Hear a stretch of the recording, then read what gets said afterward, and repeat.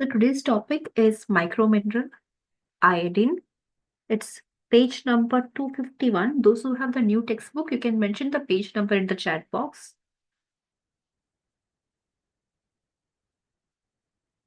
If anyone is joining late, please help them out with the page numbers.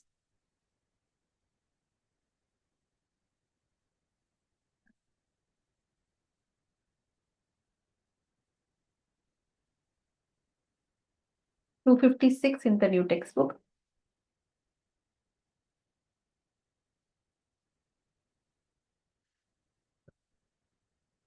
So about iodine, it is a trace element. Okay, you don't need too much of iodine in your daily diet. Okay, it is a trace element and very in a very trace amount you require on a daily basis. Okay, the major source of iodine is your iodized salt. Okay, vegetables, fruits, cereals as well. Also, if required as a dietary supplement, also iodine is available. Okay, your body, it contains around 15 to 23 microgram of iodine on any day if you take. Okay, that is how much the body stores iodine, and 80% of this is found in your thyroid gland. 80% of the iodine in the body is stored in your thyroid gland. Okay, thyroid gland is at your neck. Okay, the butterfly shaped gland. Okay, that is in your neck. Muscles, salivary glands, ovaries, they also have the capability to store iodine in very small quantities. Okay.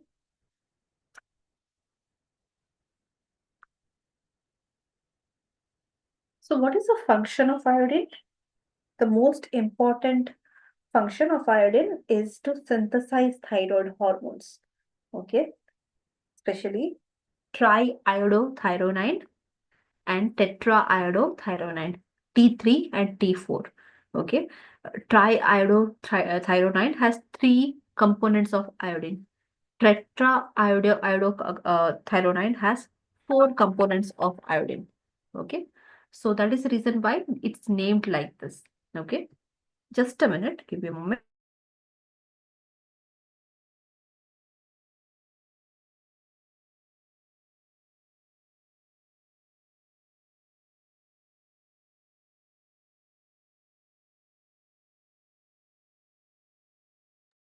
Sorry for the disturbance. Just give me 1 minute.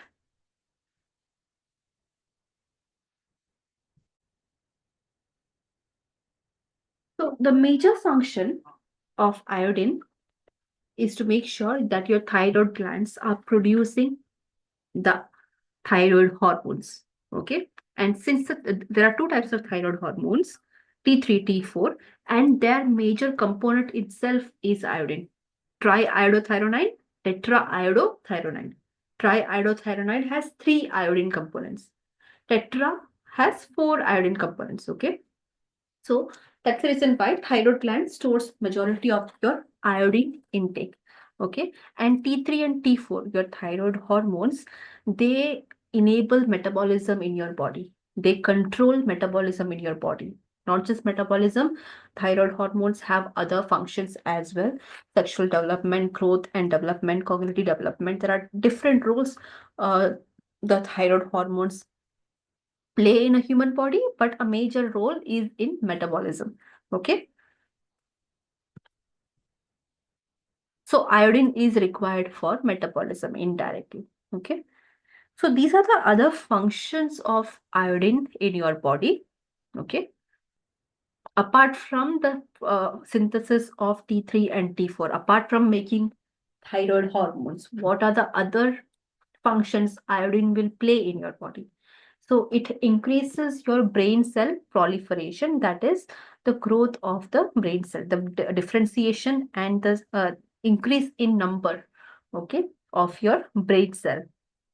It helps in converting keratin into vitamin A. Keratin is also vitamin A but from plant sources, okay? And your body cannot store the vitamin A that you get from plant sources. It has to be converted into uh, active source of vitamin A, Okay, keratin is inactive. It is a plant-based source of vitamin A. It has to be converted into active form of vitamin A. Then only your body can store it. Your liver can store it. So conversion of that requires iodine. Okay, synthesis of protein and to absorb carbohydrate, that also is a part of metabolism. Okay, your body gets protein will be broken down into amino acids. Your body has this different types of amino acids, essential, non-essential, with various permutations and combinations. Different type of protein will be made. Okay, you gave one type of protein, the body broke the protein into amino acids, and the body itself is making some other type of protein from the given amino acids. Okay, so that is a synthesis of protein, and also to absorb carbohydrate from the intestine. Okay, you eat food, your food has carbohydrates, your body also requires carbohydrates. Okay, so to make sure that the carbohydrates are being absorbed in your intestine, iodine is required. Synthesis of T3 and T4, we have already seen that. Okay, it regulates your growth and development hormones, the pituitary hormones. Okay, that is also regulated by iodine. Stimulate the metabolic rate by 30%. If your body is secreting enough good amount of T3 and T4, you are already producing enough amount of metabolism. Your body is in a good metabolic state. Okay. And if there is not enough iodine in your body, your metabolism automatically goes down. And also the production of T3 and T4 will also go down. Okay. The normal development of brain requires iodine. Then it is also essential for reproduction, for the health of your gonads, ovaries in females, testicles in males. Okay, for the health of the or sex organs, for the health of the gonads in human beings, iodine is required. Okay, so these are the major functions that iodine plays in the body, apart from the thyroid health. Is it clear to all?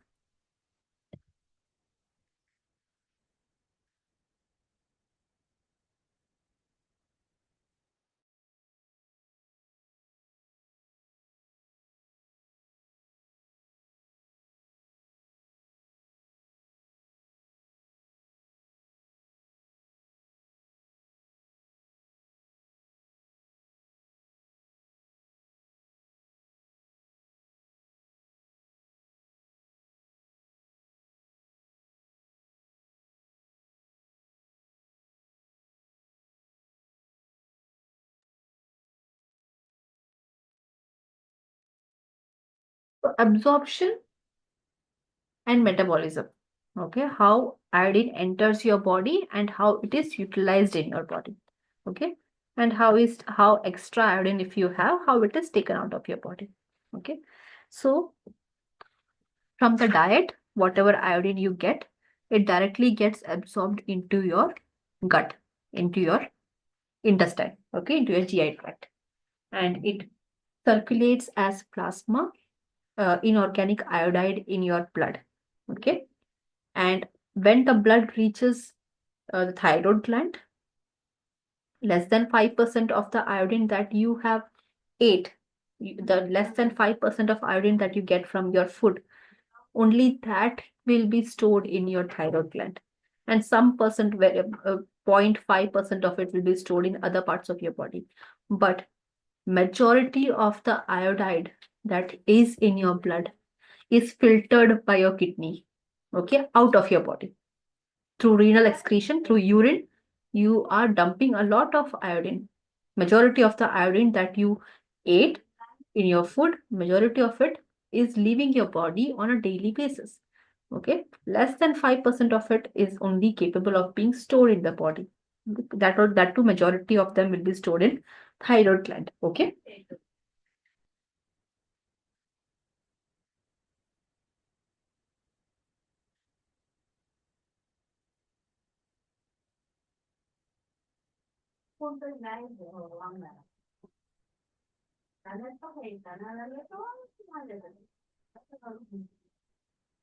So coming to how T3 and T4 gets produced. Okay. So it starts in your brain, hypothalamus of your brain. Okay. TRH hormone will be secreted, first of all. And TRH hormone is required so that it can stimulate your pituitary gland. Both hypothalamus and pituitary gland, okay, they are inside your brain. Okay, they are in your head. It's inside your brain. Okay. TRH hormone, it stands for thyrotrophin releasing hormone. Okay. So hypothalamus first have to initiate. Hypothalamus is also a gland. Okay. It has to initiate the secretion of thyrotrophin releasing hormone. And this TRH hormone, thyrotrophin releasing hormone, will go and stimulate your pituitary gland. Okay. And pituitary gland will then secrete TSH hormone. TSH hormone stands for thyroid stimulating hormone. Okay. Don't get confused. TRH is thyrotrophin releasing hormone. Okay. TSH is thyroid stimulating hormone. From the name itself, you know what is the function of TSH. It will go to your thyroid gland through blood circulation and it will stimulate your thyroid gland to produce what? To produce more T3 and T4. Okay. And once the thyroid gland gets the attention of TSH, okay, it starts producing T3 and T4. And that T3 and T4 is triiodothyronine and tetraiodothyronine. Okay, T3, T4. Thyroid glands will produce its own hormones, T3 and T4. It will be released into the blood circulation, and that will take care of all the major functions of metabolism and other brain development, proliferation functions, and all that we have discussed recently. So, this is the physiology of how thyroid hormones get released. Your hypothalamus should be functional. Then your pituitary gland should also be functional.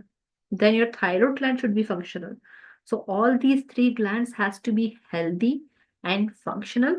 Only then T3 and T4 thyroid hormones will be produced. Okay. And when you do the thyroid test, mostly thyroid issues are very common among women as compared to males. Okay. So when you do the thyroid test, this is what you check. Okay. How much TRH percent is there in your body? What is the TRH level in your serum? What is the TSH level in your serum? What is the T3, T4 levels in your blood serum? Okay. So these all four hormones, the level of that is checked in the thyroid panel blood test that we do. Okay. Interpretations are different. Okay. There is a scale, there is a reference level. If TSH is much high, okay, you have very high TSH level. It also indicates to hypothyroidism.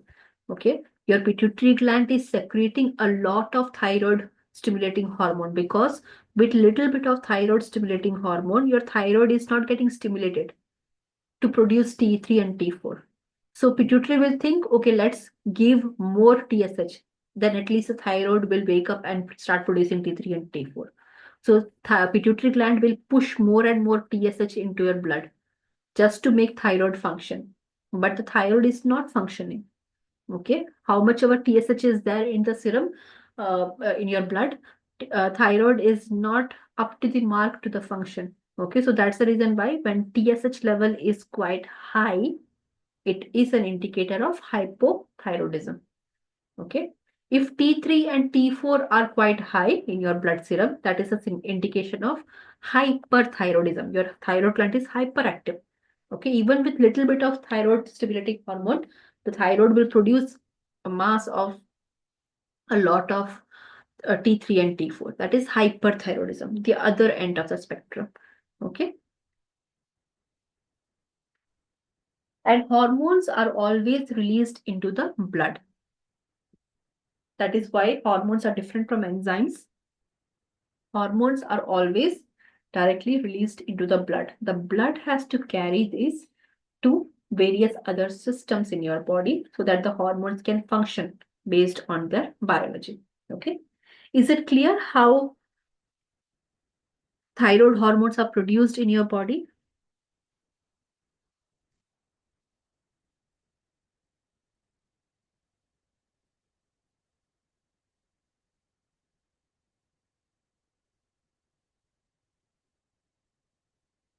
And also this thyroxine, the T3, T4 that you see, T4 is required again to stimulate hypothalamus. Okay, there should be an arrow that should go from T4 back to the hypothalamus. Okay, because what is making hypothalamus release TRH? It comes back to this circle of T4.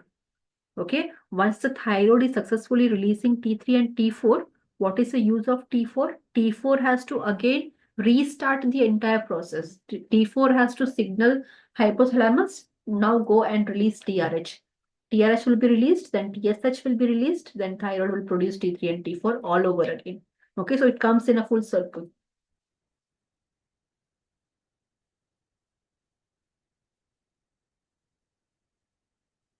So coming to the recommended dietary allowances.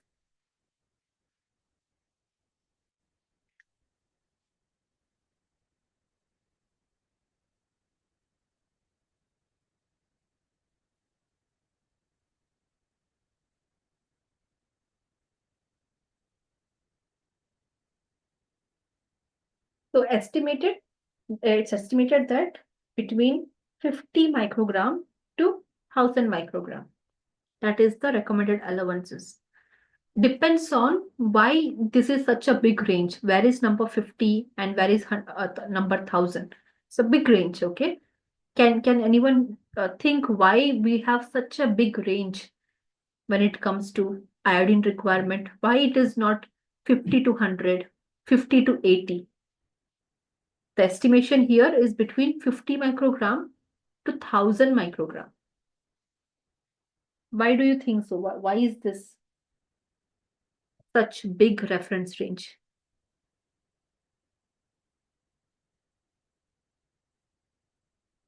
Any guesses?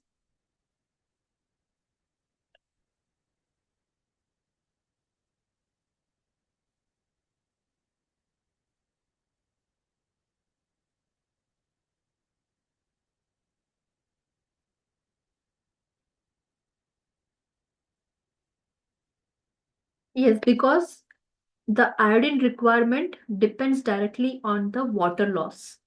How much are you sweating? Okay, how much are you urinating? Okay, so these things depends on the iodine requirement. The more you sweat, okay, the more you sweat, the more you urinate, okay, that determines how much do you require, how much iodine do you require. Okay.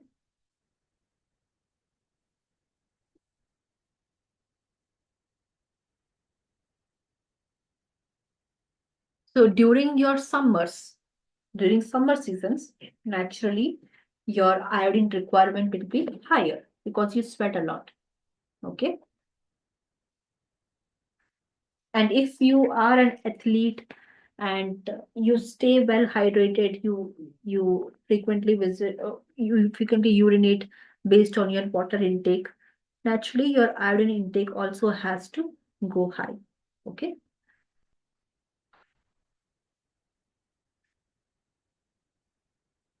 Adults, they require around 140 microgram per day. Okay, pregnant women, they require 220 microgram per day. Lactating women, 240 microgram per day. Okay, lactating women, if you see how much a lactating woman has to take in terms of iodine, it is almost double the amount that adults have to take. Okay, how much iodine an adult is taking, double of that a lactating woman has to take. Children, just 90 microgram per day. Okay, so these are the RDA requirements of iodine, largely for some age groups. You can refer your textbook also for this RDA table. It's mentioned. You can just follow that as well.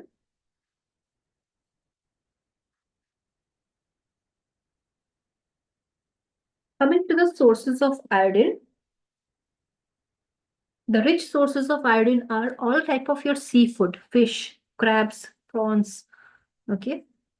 Seafood, not freshwater fish, sea fish, eggs, dairy products, vegetables, iodized salt. Okay, these are the best sources of iodine. Majority of the iodine that you will get is from the cereals that you eat. Okay, vegetables also have iodine, but the bioavailability of iodine from vegetable is very low, just 2%. Okay, milk and milk products also give you good amount of iodine. Milk and milk products, they also give you good amount of iodine. Next to cereals.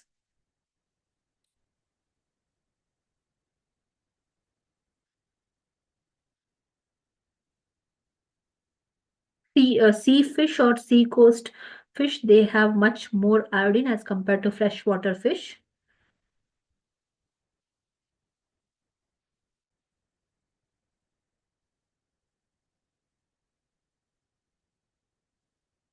Even in the coastal areas, the drinking water in the coastal areas has more iodine content as compared to the areas which are very far away from the coastline, mainland India and all. Okay, the states that do not have a coastline, their water, the iodine quantity in that water and the iodine quantity in the water of coastal areas, okay, is much different.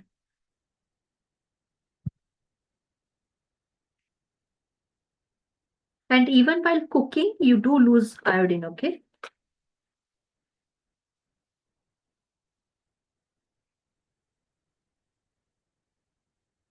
Frying also reduces iodine content, grilling by 25%.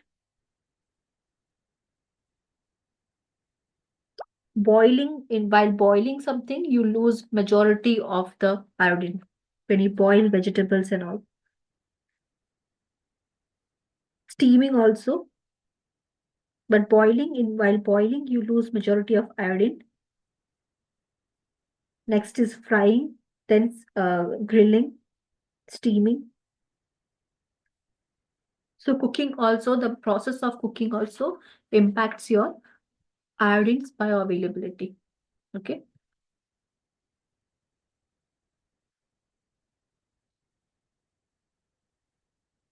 There is a table 13.2. You can check that. The heading of the table, it could be of a different number in the new textbook. Heading is iodine content in some of the common Indian foods. Okay. In goitrous and non-goitrous region. So you can refer that table to understand which are the best sources of iodine. Among the cereals, those who have the textbook, you can see in cereals and millets, which has the highest amount of iodine content.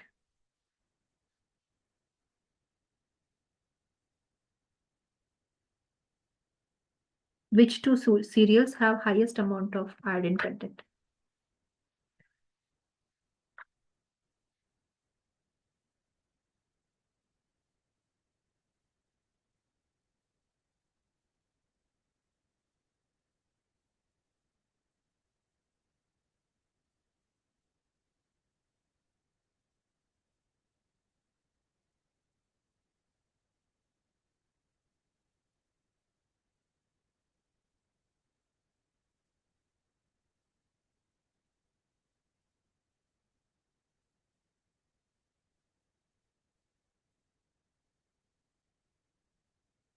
It's jowar and bajra. Okay, jowar and bajra. Sorghum means it's jowar. Okay, jowar and bajra has the highest amount of iodine content among the cereals. Okay,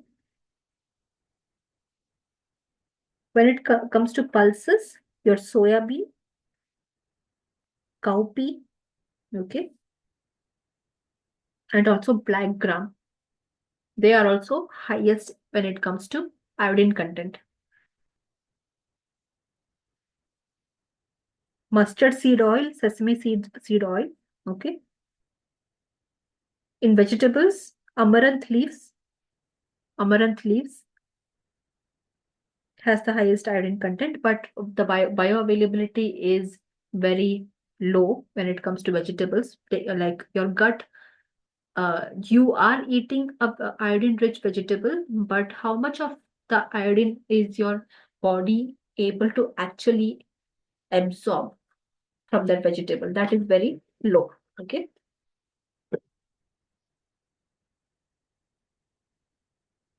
Then coming to fruits, banana has the highest iodine content next to papaya.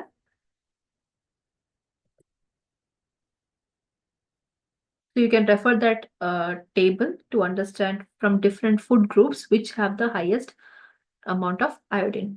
Okay. Then iodine deficiency disorders, IDD. Earlier we thought that iodine deficiency would only give goiter. Okay, few decades back.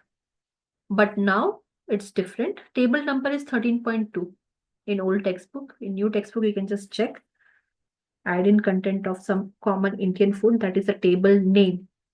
You can check that in the textbook. So earlier we used to think that if a person has iodine deficiency, they will get goiter. But now it's not that, it's a spectrum now.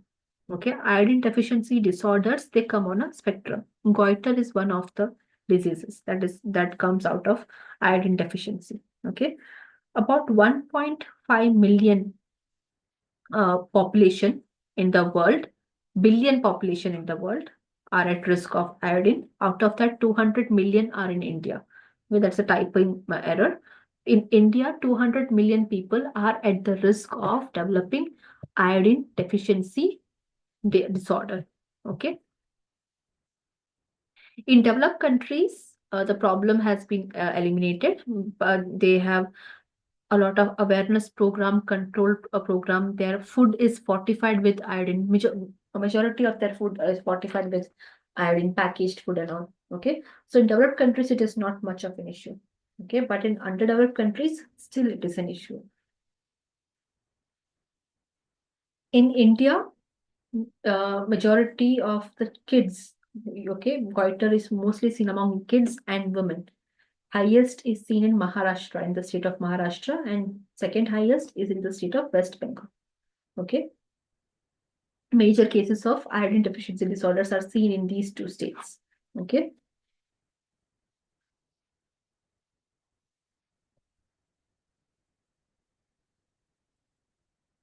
So reason why does, and also all the hilly regions, okay, all the hilly regions in India, every state has a hilly region. All those hilly regions are goitrous zones. Hills that are away from the coastline, they automatically become goitrous zones.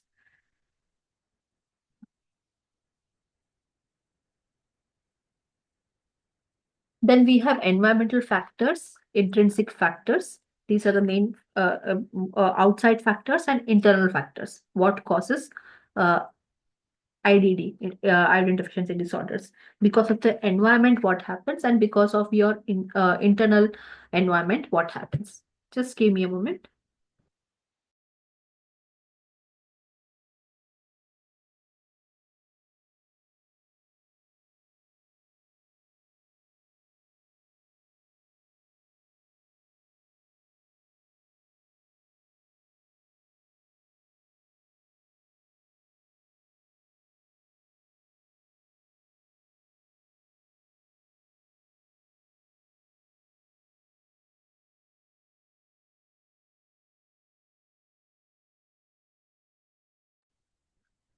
So environmental factors, people who live in areas where deforestation takes place a lot, cutting down of the trees. Why? Deforestation will lead to landslides, okay? And even if it is not leading to landslides, deforestation will lead to soil losing its minerals, okay? Because one rainfall comes and everything is washed away. But when you have enough trees around, okay, the roots of the trees are capable enough to hold on to soil. Okay. But when there are no trees around, With one rainfall, with one monsoon, the soil will lose its quality year after year, decade after decade. The soil quality becomes poor and poor. Okay. So iodine deficiency is usually seen where the soil has a risk of losing its minerals. All the mountainous and hilly regions, where automatically by default they lose their soil quality with every monsoon. Okay, because they're prone to landslides. Okay, the water flowing from uphill to downhill is taking away all the minerals from uphill. Okay, so it's very prevalent in mountainous regions. High rainfall, snowfall, flooding. Okay, these are environmental disasters and all that are pushing soil more into losing its mineral composition. And when it comes to mineral composition, iodine is also a part of it. So soil is losing iodine day after day. Okay, and not just for human beings, but animals who are grazing, animals who are dependent on these the livestock that is dependent on grazing, okay, they also are now deficient in iodine because of poor soil quality. People who live in the coastline, their food crops, the food crops that grow near the coastline are rich in iodine. And also animals who are uh, grazing in the or on the grass and the crops near coastline, they also have enough iodine. Their milk content also has enough iodine. The cattle that are that graze near the coastline, okay, their milk has more iodine as compared to the cattle that are grazing in any mountainous regions. Okay, deep water wells will also give you good source of iodine. Every state and union territory in India, they have a spectrum of IDD. Okay, no state is free from iodine deficiency disorders because every state, if you look at the geography of India, every state by one of the other way has a hill range that comes under it. Even if it is Rajasthan, they have the Aravali ranges and all. Okay,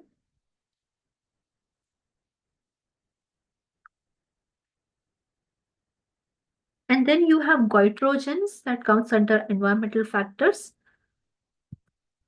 Goitrogens are goiter-causing substances that you get from food, usually the cruciferous vegetables like broccoli, cauliflower, cabbage, okay, bok choy, Brussels sprouts. These all are, we have more as well, kale and all, okay. There are n number of cruciferous vegetables that has this substance called goitrogen. There are different types of goitrogen, class 1, class 2, class 3. Okay, what do they do? What does these goitrogens do? They suppress your thyroid activity. Okay, they don't allow thyroid gland to produce enough amount of T3 and T4. They suppress, they inhibit iodine absorption, or they inhibit uh, uh, triiodide synthesis. Different types of goitrogens do different activities in your body to suppress the thyroid gland from functioning properly. Okay, so goitrogens are present in tapioca, okay, even in jowar, finger millets, that is ragi, okra, sweet potato, peach, almond, soybeans, bamboo shoots, lima beans, cassava. Cassava is also like tapioca, cabbage, cauliflower, and all these vegetables, cruciferous vegetables. Okay, they contain goitrogen. Even groundnuts. Okay, so we can't stop eating all these vegetables. You have to understand if a food has goitrogen, doesn't mean that you have to stop it. But the consumption should be mindful. Okay. Consuming cauliflower or cabbage on a daily basis, that may cause you harm. Okay.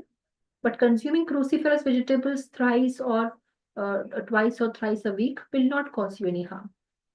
Okay, like that. So consumption, the amount, how much are you consuming on a regular basis? That matters here.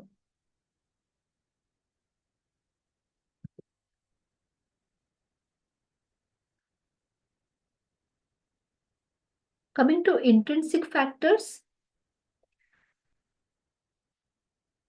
there are stillbirth. Okay.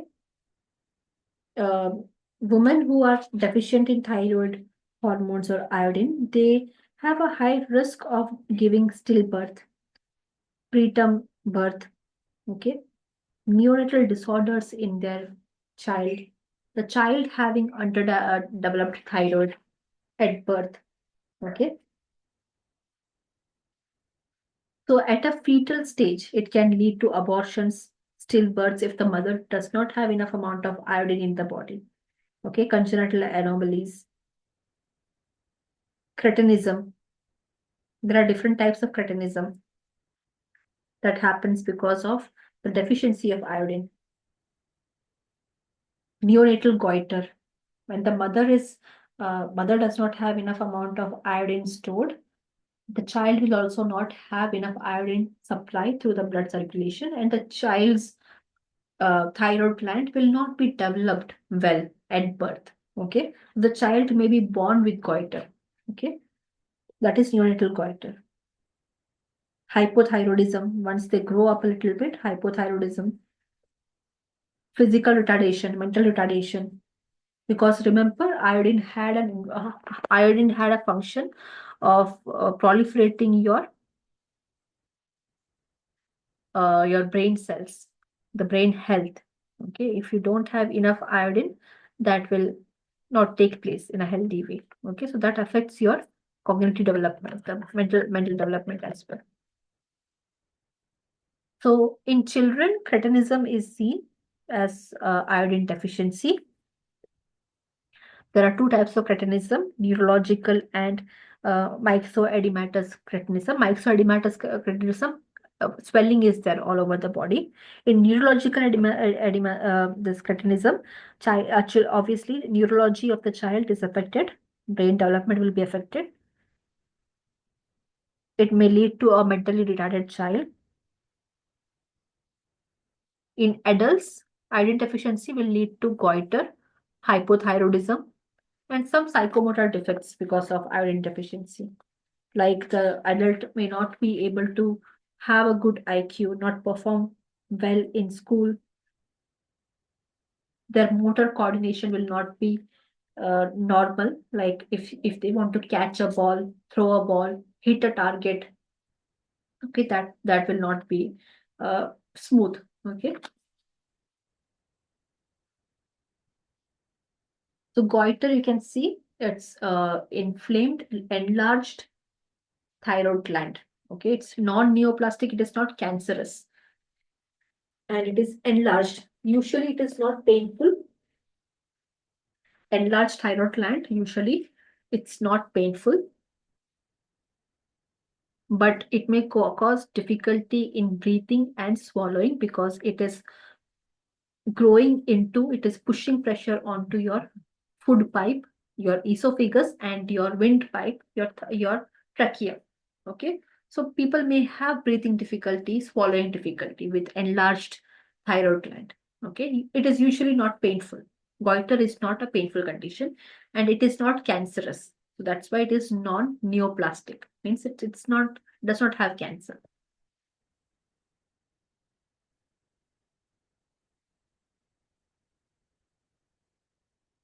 Yeah, it can be cured, like you can dissect a part of the thyroid gland.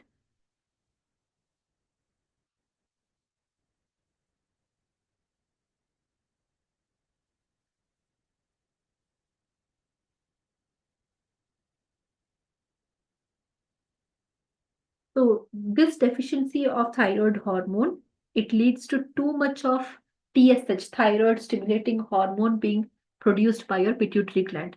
Okay.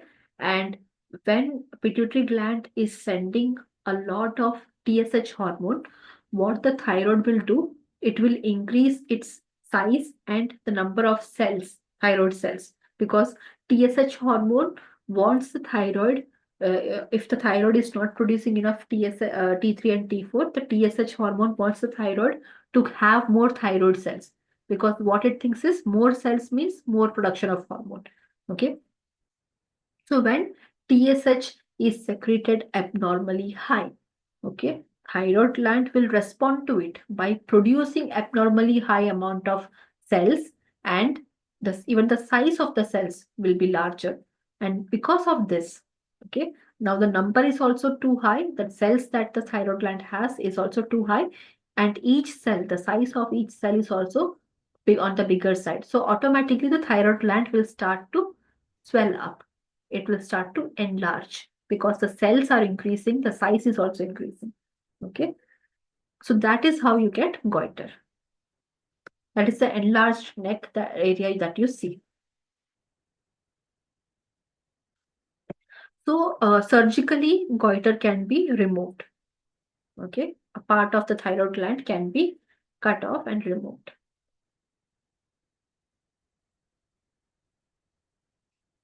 It's more common among adolescents, young adults, and school age children. Goiter. Okay, and females are more affected as compared to males. Cretinism, again another congenital iodine deficiency, because the mother was iodine deficient, or she may have hyperthyroidism, because of which the child also got affected. Okay, the child was born with iodine deficiency, and the child will have these signs and symptoms: physical impaired development, impaired mental development, dry hair, coarse, sparse hair, very thin hair. Okay, eyebrows are very thin and drooping downwards. Around the eyes, periorbital edema is there. Around the eyes, swelling will be there. Okay, puffy, dull face, and very dry skin. These are the signs and symptoms of cretinism. A child who is born with iron deficiency disorder, cretinism, has all these symptoms. Okay. What are the two main reasons for cretinism? Thyroid gland is not functioning properly, or it is underdeveloped, and underdeveloped thyroid gland will not produce thyroid hormone. So that's how the child gets congenital cretinism. And also the second reason is the diet is iodine deficient. Okay, that is endemic cretinism. The child is born in a place, endemically goiter and iodine deficiency disorders are very common in those areas. Okay.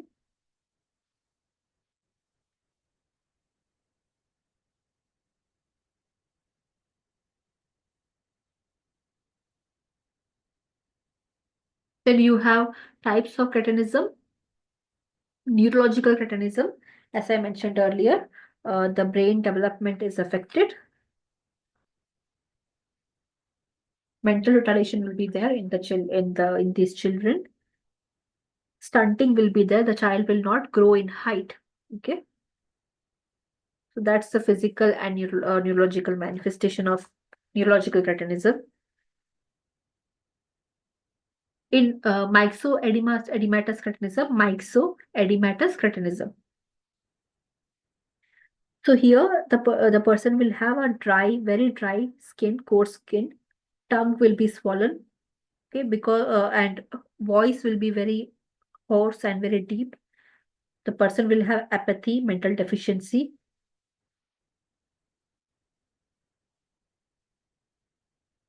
weak abdominal muscles,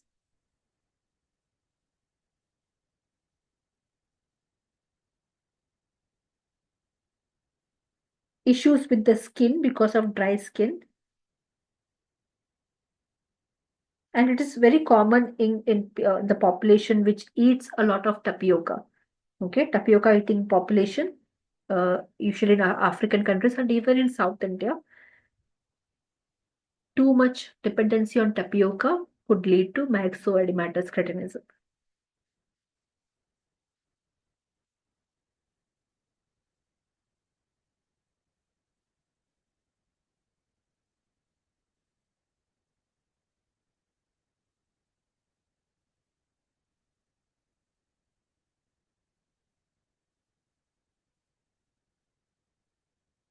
So neurological cretinism, growth retardation, the child will be deaf or mute, cannot speak, okay, and deaf, motor spasticity, and severe mental retardation with a squint eyes will be there. Okay, the eyes, the pupil is in looking at different direction, that is squint eyes. Myxomatous cretinism also, retarded growth retardation will be there. Facial expression will not mature, very dry, thick skin.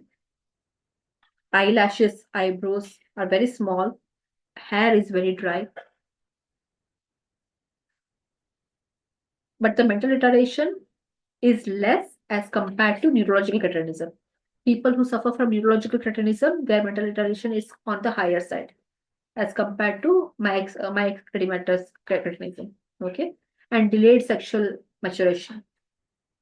The secondary sexual organs, puberty, everything is delayed. And all the symptoms of hypothyroidism is also visible here. Hypothyroidism, what is it? In detail, we will take in Wednesday classes regarding different type of thyroid disorders. So hypothyroidism or underactive thyroid gland happens when the thyroid gland is not making enough thyroid hormones to meet the body's requirements. Okay, and it is very common among adults. It is characterized by coarse and dry skin, husky voice, delayed dental reflexes. And when you do the blood panel, thyroid panel test, T4 is quite low, T3 may be normal, but TSH, if it is high, as I mentioned earlier, TSH levels, if it is high, it indicates hypothyroidism. And T4 level is also very low because there is not enough T4 to go and stimulate your hypothalamus. Okay, if hypothalamus is not stimulated enough, TRH will not be produced. Thyrotrophin releasing hormone will not be produced.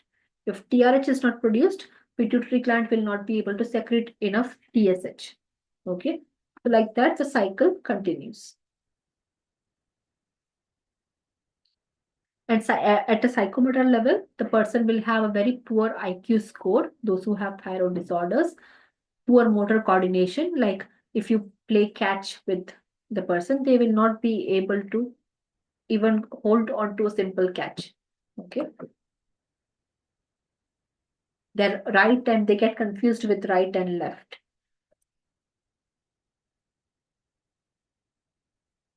Reduced mental function, low intelligence levels, apathy, lack of emotions. Okay. Not able to emotionally um, understand others, lack of initiative, decision making capacity, these things get affected. So under prevention, we have the National Iodine Deficiency Control Program. Earlier, it was the National Goiter Control Program, but now it is called the National Iodine Deficiency uh, Disease Control Program. Started in the year 1960, but now it is named as IDD Control Program. Earlier, it was in 1960, it was National Goiter Control Program. Since April 1992, the program is implemented by the Department of Health under Government of India. And what do? They conduct various surveys throughout the country, keeping an eye out of, especially for the goiter regions of India, hilly regions of India. They take surveys of how many people are suffering from iodine deficiency disorders, what type of disorders. Okay, ensure that each and every smallest of small village in India also has access to iodized salt. Instead of common salt, iodized salt is being used.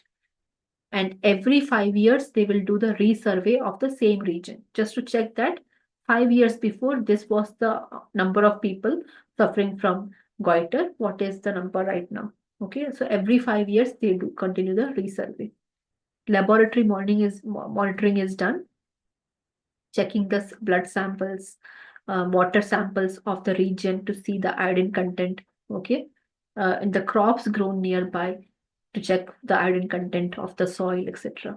And health education and publicity, pushing people to use iodized salt more. Okay. So, what are the components of this program? Iodine fortification is compulsory. Okay. iodine fortification in India is compulsory for manufactured salt. Okay. Then we have monitoring and surveillance to keep an eye out for new cases. Okay, how many new cases of goiter or iodine deficiency disorders we see on a regular basis, to keep an eye out of that. Manpower training, to train the staff nurses, community health nurses, ASHA workers, Anganwadi workers to teach the importance of iodine in a mother's diet, in a lactating mother's diet, so that the child, the future children, they also get benefited. Okay. Mass communication, the importance of all these activities through media, through news, through social media, okay, through school plays, community plays, and all, organizing in such a way that people understand the importance of iodine. Okay, so that's about micro mineral iodine. If you have any queries, you can mention in the chat box.